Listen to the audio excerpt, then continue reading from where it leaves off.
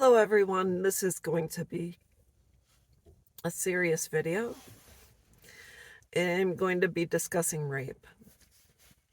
I would try to sugarcoat it and say sexual assault or unwanted sexual advances, but it's not the way it is. I'm not going to sugarcoat anything because I need to help other people who have faced this situation, who will face it in the future. It's something that has always existed and unfortunately will continue to exist. And I was raped while serving in the United States Army. In the military, I was sexually harassed pretty much every day. I went to basic training, was harassed by a drill sergeant, not in my unit, in charge of another platoon. I was then harassed in AIT, Advanced Individual Training, and was harassed by NCOs and also fellow soldiers. And then when I got to my active duty station, Fort Lewis, Washington, I served in the HHC 9th Cavalry Brigade. And I was harassed every day by men and women. Couple of instances, I worked at TMC 3. We had a CW 3, Chief Warrant Officer 3, that was serving as a PA. Harassed me. He was twice my age, had children around my age. Harassed me every day, and then also harassed by fellow medics. And I was taking a shower one day and in the women's latrine, and turned around after I rinsed out my hair, and there was a male medic watching me take a shower. And I screamed at him, told him to get the fuck out, and told my NCO, female NCO, and she said, it doesn't matter if you tell, they're not going to do anything. And I told, and they didn't do anything, and he got out with an honorable. So it was right then and there that I knew they would never take me seriously when it came to harassment, etc.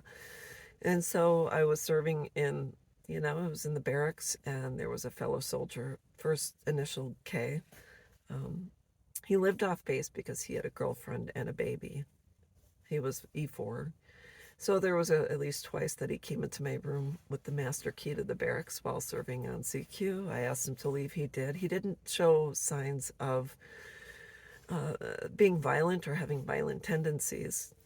I just knew he was creepy as one of these guys. They're just hanging out and you're like, oh, he's creepy. You get a really bad feeling from this person. So I ended up getting engaged to a guy who was his best friend. His first initial was J, so Jay and I got engaged, and then Kay left me alone for the most part. And then we would all hang out. He acted like a normal person. We'd all hang out.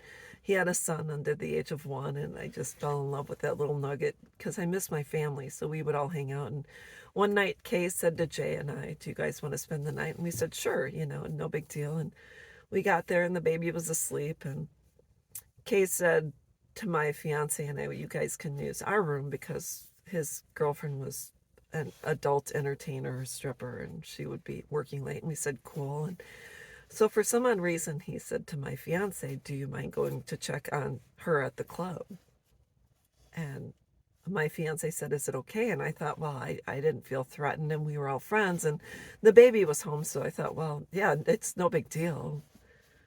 And as soon as my fiance left, Kay was standing in the, there's like an arched doorway, and he was standing there, and he was kind of shaped like Winnie the Pooh, kind of round around the middle. And I thought, well, I'll just go to sleep, because, and so I squeezed past him to go into the bedroom and shut the door, laid down, had my jammies on, and shortly after that, he came into the room, and it was dark.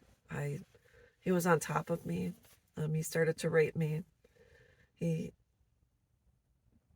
I was telling him no, and I knew the baby was asleep in his room. He stopped, went into the dresser drawer, pulled out a dildo, gave it to me, said, put this inside of you, flipped me over, and proceeded to sodomize me. And it was the most excruciating pain because I was 19, I had never thought about anal sex at all. And so I was sodomized. That's how he finished. As soon as he was done, he removed the toy, wiped it off with a dirty towel, put it back in the dresser, and left me. And I collapsed on the bed, turned towards the wall because I During the act, I kept saying no, and then I said the baby's asleep, and what the hell am I gonna do? I didn't want.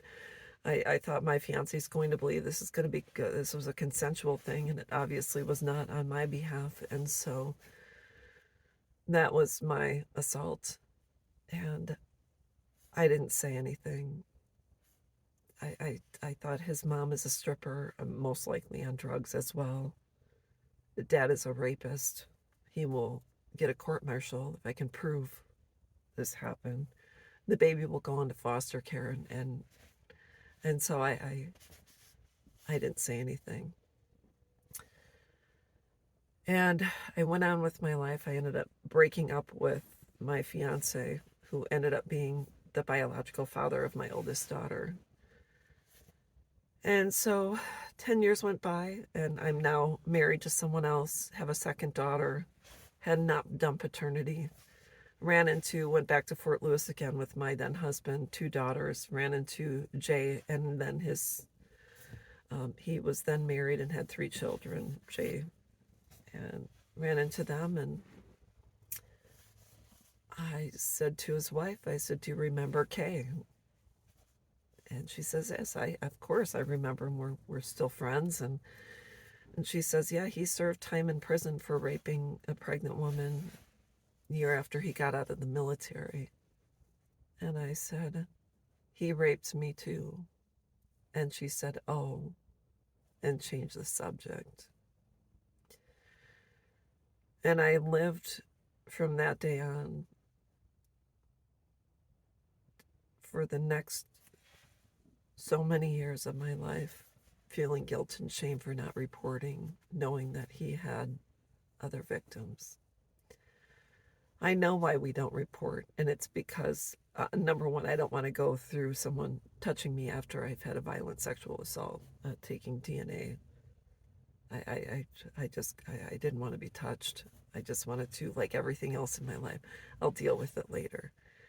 And later sometimes doesn't come. So we live with the guilt and the shame. What could I have done different? People are going to blame me. My fiance's going to think I led this guy on. What made him think that I wanted him to touch me? And so there's a million and one reasons why. And so I know it's challenging. I wish back then I would have had a friend that would have come with me to the police department. And I believe it or not, I had friends in the barracks. I had friends. I had family, and I could have turned to another female medic and said, "Hey, I need to report. Can you come with?" And I worked with some strong females, and I know any one of them would have gladly gone with me to the MPs, the military police, and they would have helped me go to the hospital and file a report. I know that.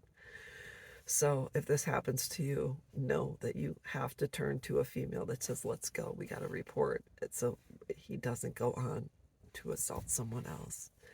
So that is the beginning of my story. It does not end here.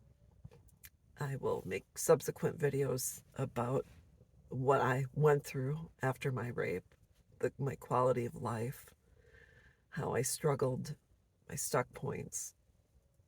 I'll go through all of it. And so I just wanted to say it's an ugly story. It's not fun. But we don't have to live in silence. We can use our voice. We can save other people and hopefully reduce and help those who choose to assault other people, help possibly to wake someone up, to prevent someone from taking these steps. You just really don't know the repercussions until you've had this experience. And so that's what I wanted to talk about. I hope this helps. You can comment under the video if you need help. And I will be back.